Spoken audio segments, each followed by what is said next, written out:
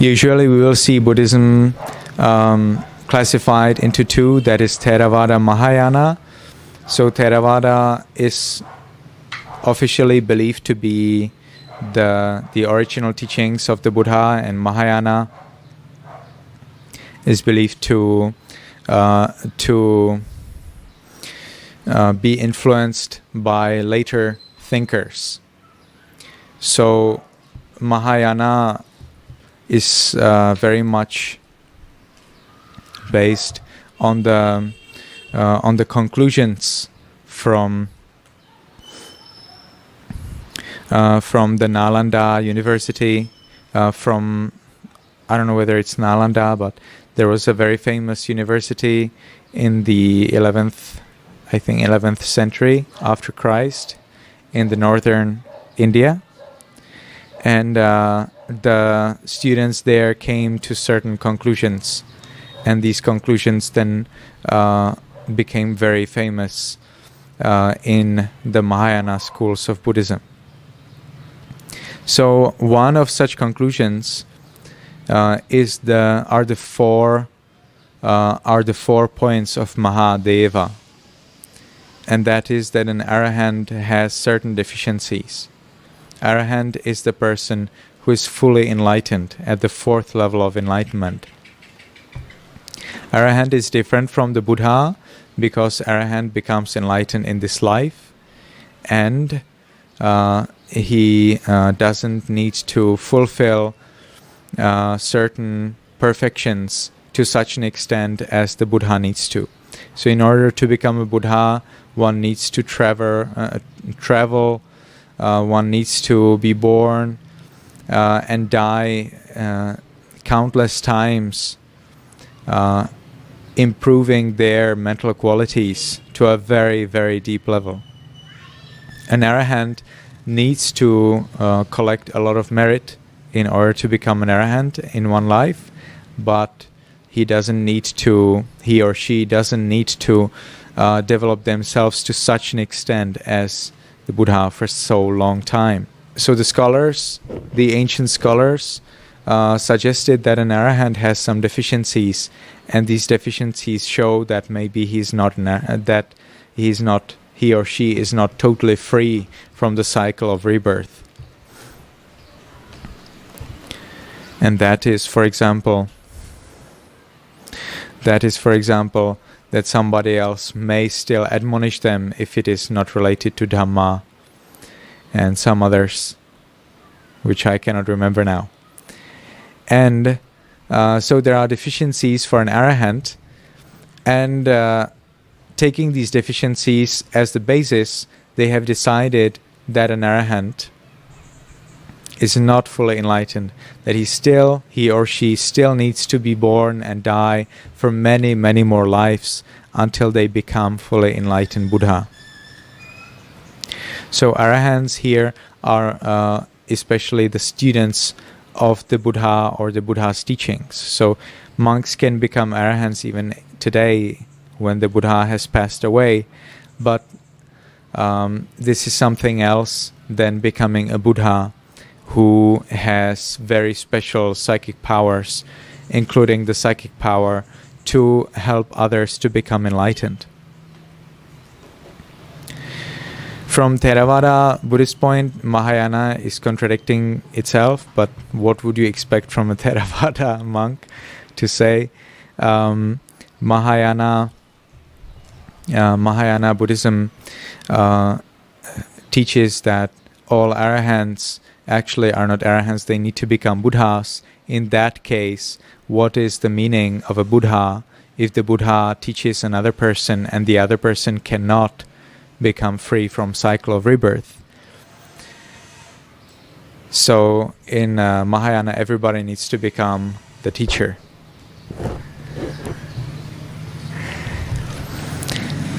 And that's one of the main problems that some people have with Mahayana. My main problem is the teaching on Sukhavati Viewa, and that is a very serious problem. That is a very clear contradiction and difference, because in Mahayana, the Buddha has so much compassion, so much of immense compassion, that the Buddha does not pass into Nibbana or Nirvana, as some say it. In Theravada, we call it Nibbana. And the Buddha has so much compassion that he does not pass into Nibbana, but he goes into the Sukhavati Viewa, which is a kind of heaven for Buddhas. And then he sends holograms, that's my term, holograms for the humanity to follow the Buddha's teachings. Of course, hologram is not my term, but in Buddhism, it is a term that only me is using. So, hologram in this case means that the Buddha doesn't come by himself as a human, as a being, but he's just sending the body, the bodily appearance of a Buddha, which is not as related to the world as a human being. So it cannot be stained, it cannot be dirty, and so on. And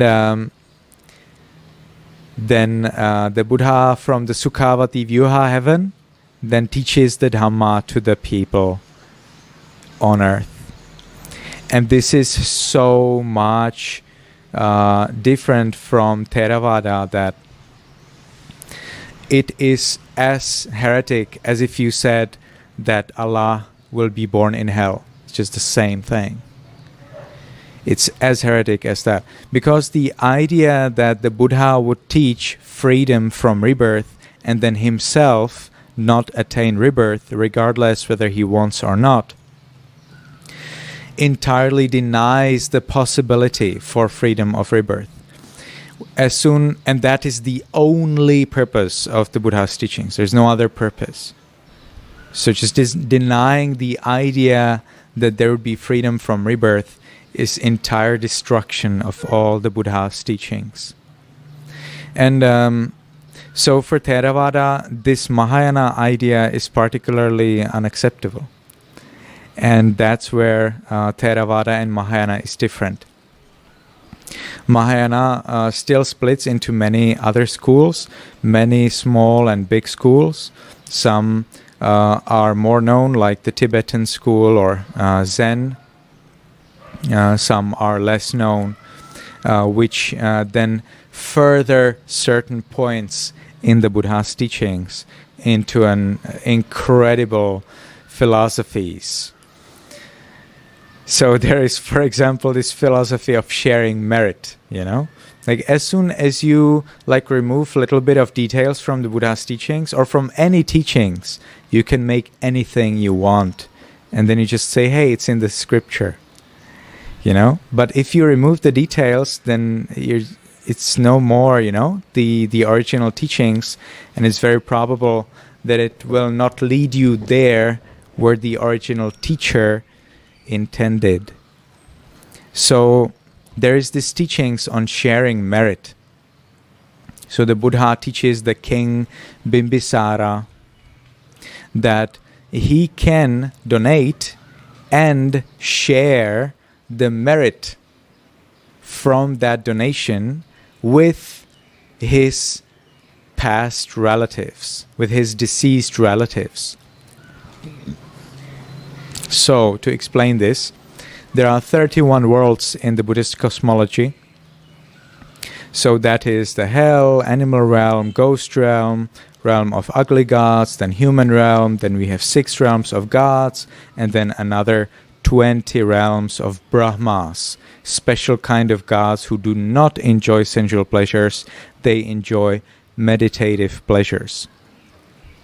And in these 31 worlds, the third, the world of ghosts, consists of 4 kinds of ghosts.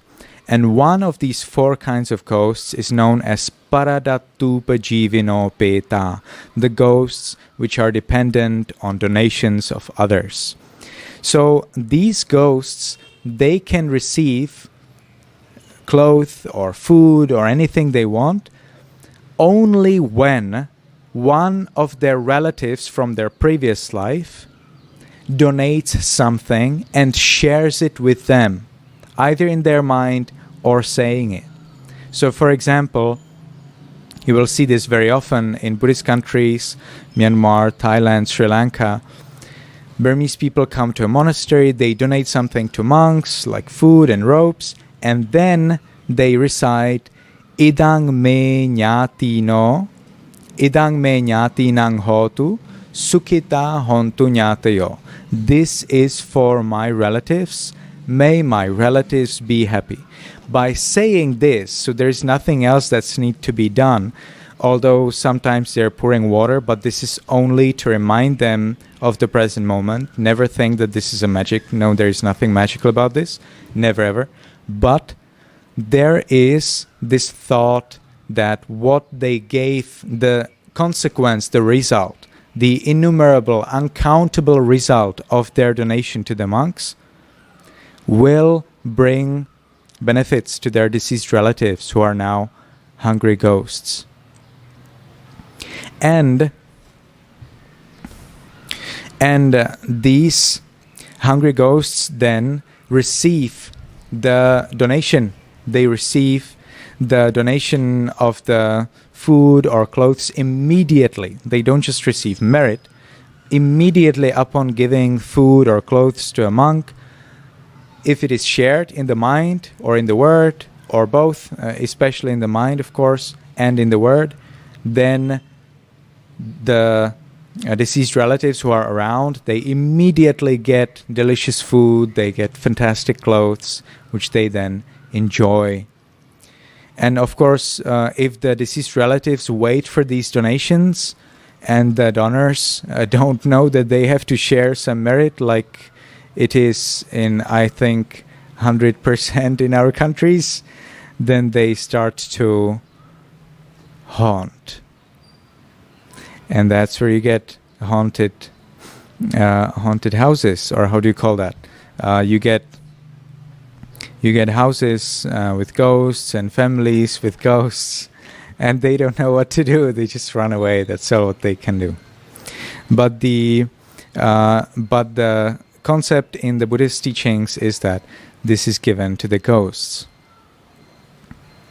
So now this school of Buddhism that I'm going to explain has taken this as the base. Okay, so a human can share their merit with the ghost. Now, the fact that only this kind of ghosts, so not only that ghosts are the only beings who can receive, but it's only this one out of the four kinds who can receive it. This is mentioned in the scriptures. So this was removed, and the conclusion is that anybody can receive the merit. Okay, that's what they believe. Anybody can receive the merit. And therefore, of course, if the Buddha has so much compassion, why wouldn't he share his merit with me? And then you get these highly ritualistic Buddhist schools who just call up on the Buddha to share his merit with the people. You know, such as the Amitabha school. So they will call Namo Amitabha, we bow down to the Buddha Amitabha, and they expect that Buddha Amitabha will share with them his merit, and they don't have to do anything. So like this, many schools sprang up from the original teachings, gradually removing or disregarding or changing the details.